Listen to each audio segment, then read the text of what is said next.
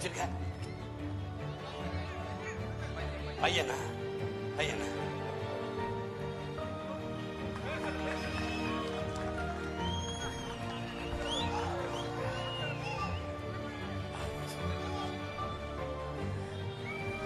இந்த மண்ணிலே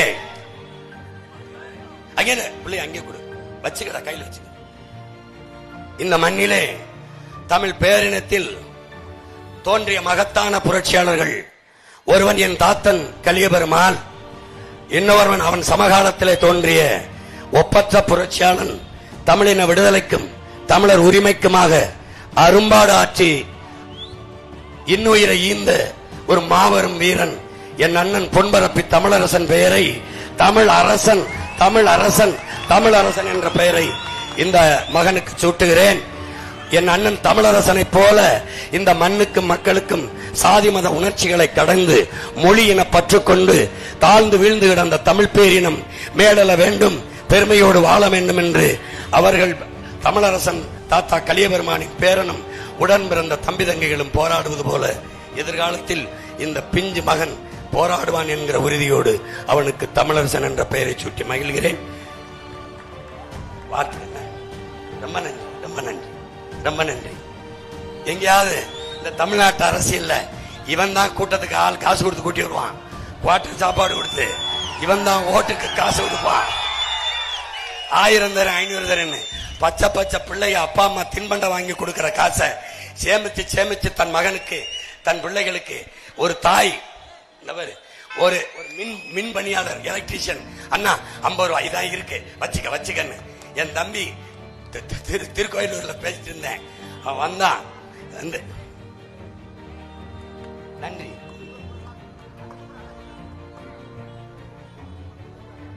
ரொம்ப நன்றி ரொம்ப நன்றி.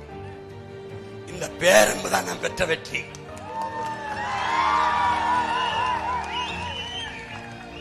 இவ்வாறு என் தம்பி ஓடி வந்த அண்ணா இந்த 5000 இந்த 5000 வண்டியில ஏறிட்டேன் இந்த 5000 என்னை கட்டிப்பிடி சொல்றான்.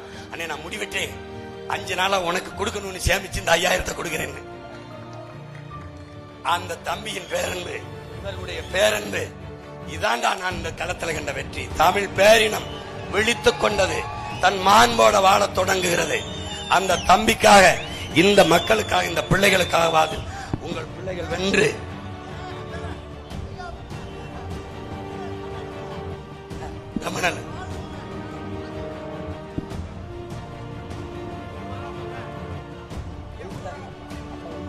அப்பா விழுந்துறாரு.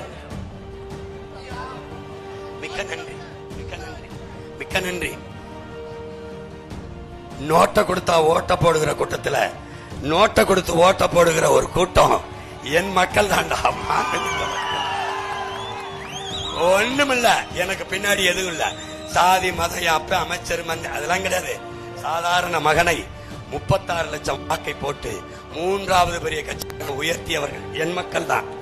3வது இடத்தில் நிக்க வைத்த என் மக்கள் 1வது இடத்தில் நிக்க வைக்க போறதும் என் சொந்தங்கள் தான்.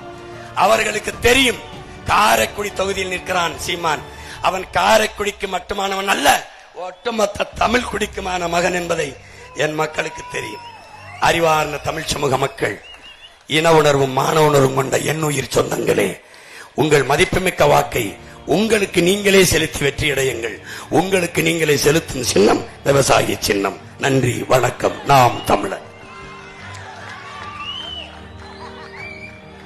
இங்கே வேட்பாளராக உங்கள் மகன் நிறுத்தி இருக்கிற பிள்ளைகளை பாருங்கள்.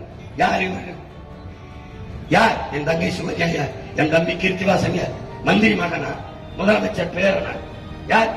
ஒரு வீட்டில் ஒரு தகப்பனுக்கு மகனாக பிறப்பதாலேயே அவனுக்கு உயர்ந்த பதவி கிடைத்துவிடும் என்றால் இது ஜனநாயகமா இல்ல சனாதனம்? சனாதனம் சனாதனம் எதிர்ப்பு, சனாதனத்தை ஒழிக்கிறோம் என்று பேசித் திரிகிற பெருமக்களே, பிறப்பினாலே ஒருவனுக்கு உயர்ந்த பதவி கிடைத்துவிடும் என்றால் அதுதான் சனாதனம், அதுதான் மன்னராட்சி. எங்கே மாண்புமிக்க ஜனநாயகம்? எங்கே மக்களாட்சி? கருணாநிதி மகன் என்பதை தாண்டி ஐயா ஸ்டாலினுக்கு இந்த மண்ணை ஆளுகிற தகுதி ஒன்று சொல்லுங்கள். அவருடைய மகன் என்பதை தாண்டி துணை முதல்வராகவோ மந்திரியாகவோ தம்பி உதயநிதிக்கு ஒரு தகுதி சொல்லுங்கள், சொல்லுங்கள். சொல்லுங்க. உங்கள் மகன் சீமானுக்கு இல்லாத தகுதி அவர்களுக்கு வந்துவிட்டது என்று சொல்லுங்க.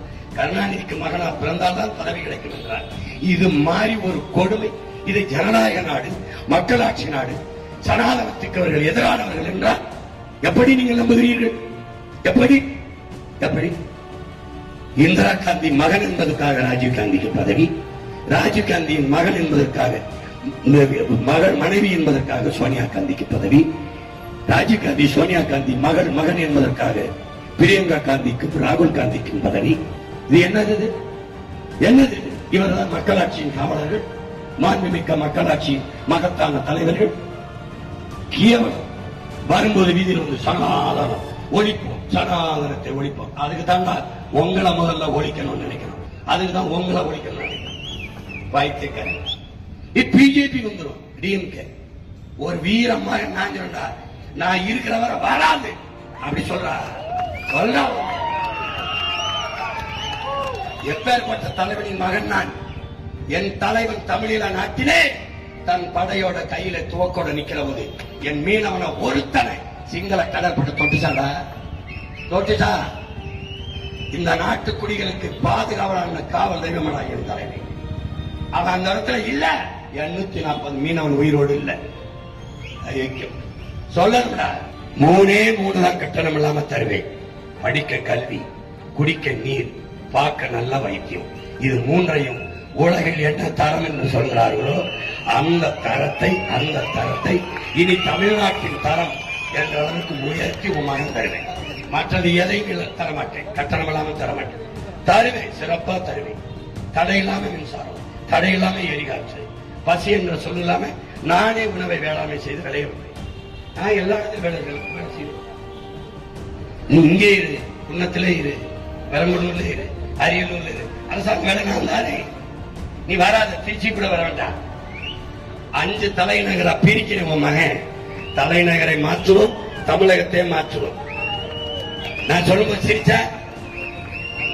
எனவே என் அன்பு சொந்தங்கள், இந்த குன்னம் தொகுதியில் போட்டியிடுகிற என் உயிர் இளவல் வழக்கறிஞர் இரா கீர்த்திவாசன் அவர்களுக்கு விவசாய சின்னத்தில் வாக்களித்து அவரை வெல்ல வைத்து நீங்கள் வெற்றி அடையுங்கள். நீங்கள் இதுவரை 60 ஆண்டுகளாக மாறி இந்த திராவிட கட்சிகள் திமுக, அதிமுக, உதயசூர் என்ற தடை, கை, தாமரை எல்லாத்துக்கும் போட்டீர்கள். அவர்கள் வென்றார்கள், நீங்கள் தோற்று போனீர்கள். என் மக்கள் தோற்று போனார்கள். அவர்கள் எம்எல்ஏ ஆனார்கள், எம்பி ஆனார்கள், மந்திரி ஆனார்கள், முதலமைச்சர் ஆனார்கள். ஆனால் நீங்கள் தோற்று போனீர்கள்.